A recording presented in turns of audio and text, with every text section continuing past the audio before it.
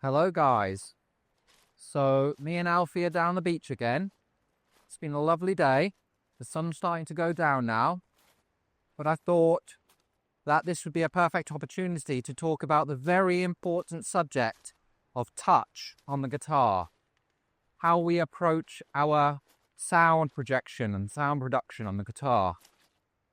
So a while back someone asked me, how do I get better at playing? And I responded with, you need to work on your touch. And when I said this, it was as if I'd flipped off his mother or stolen his granny's purse. Great offence was taken to this statement. It just goes to show how many of us kind of disregard the need to develop our touch, and we see it as something that maybe we worked on when we started the instrument, and now we can do it and we no longer need to develop it. But this is the completely wrong approach to developing our sound. It's always something that should be at the forefront of our mind. It should be of extreme importance when we're playing and when we're practicing. So I regularly see courses online. Transform your playing in 2 months. Become a jazz master in 3 months. Or learn to pick like Paul Gilbert in a week. And all these kind of courses. And the real truth is that the only thing that you'll be able to make a noticeable difference on in that kind of amount of time with your playing is your touch if you work on it. These other things such as technique or harmonic language, these things take a lot longer to truly absorb into your playing. Whereas touch is something that you can improve in a very short amount of time if you actually really work on it and think about it. And we should continue to think about it and develop it over time.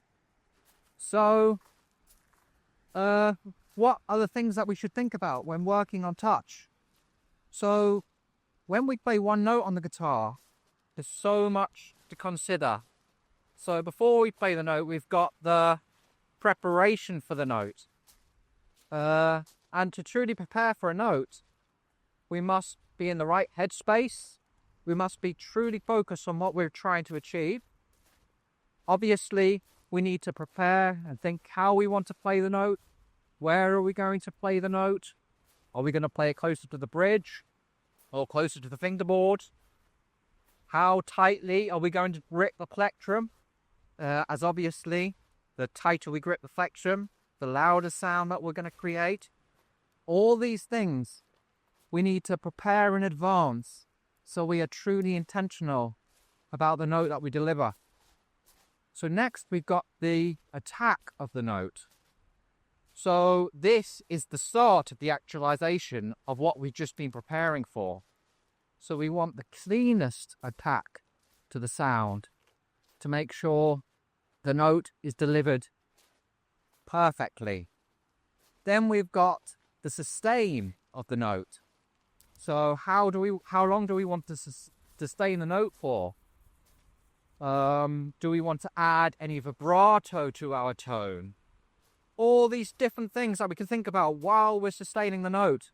And we want to be in control of every single moment that note is being played. Then we've got the cutoff of the note. So we want the cleanest cutoff possible. We don't want any string noise after the note. We want to finish the note exactly where we want to finish the note, as this will affect the timing of the phrase.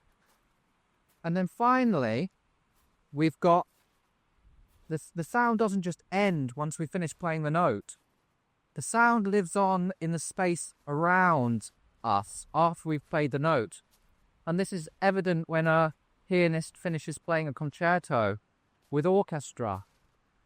The audience doesn't just clap straight away because in classical music they're aware that the sound lives on. This could be within the reverberation, the reverb of the sound, but there's more to that. It's like, without sounding too pretentious, it's as if a note is kind of a life, and once the note finishes, the spirit of the note continues to live on in the space around the note. So by thinking of each note in this way, you will develop your touch. It's not as if we should just take the notes we play for granted. You know, each note within a phrase is going to have a different level of importance. So maybe the last note of a phrase, you want to leave more space after a note before you move on to the next one, just to kind of give it extra importance, just like a speaker like Martin Luther King would when he said specific words that he wanted to draw attention to.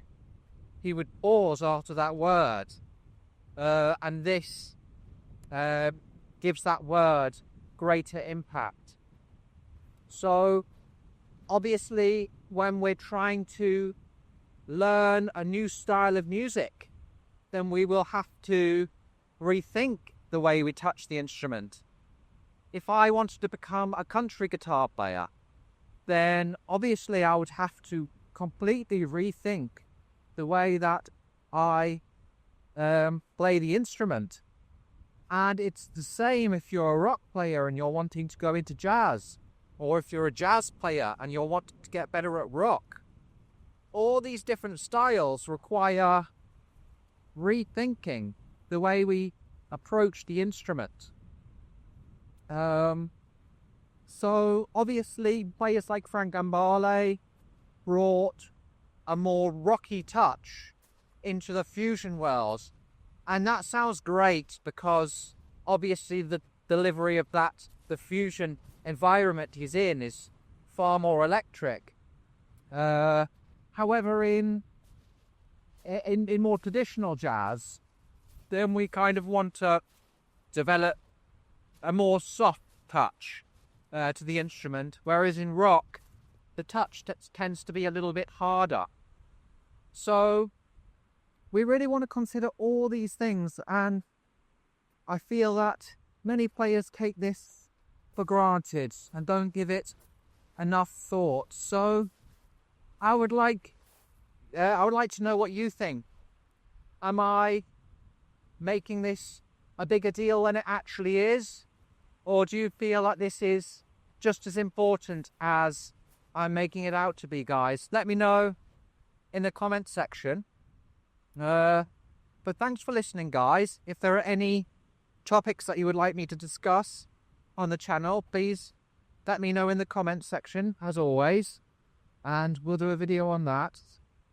But so this week on Patreon, we went into greater depth on the subject of pentatonic superimposition, and I also uploaded a transcription of an arrangement I did of a George Gershwin song, Embraceable You. So I'll upload the video to YouTube, but next week I think, but I put the transcription on there, so if anyone would be interested in checking that stuff out, you know, take a look at my Patreon. The links will be in the description.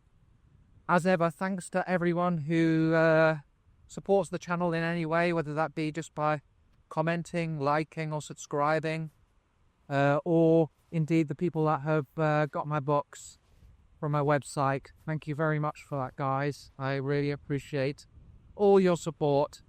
It's wonderful. So anyway, guys, that was the talk for this week, and yeah, so that'll be me and Alfie signing off from a beach.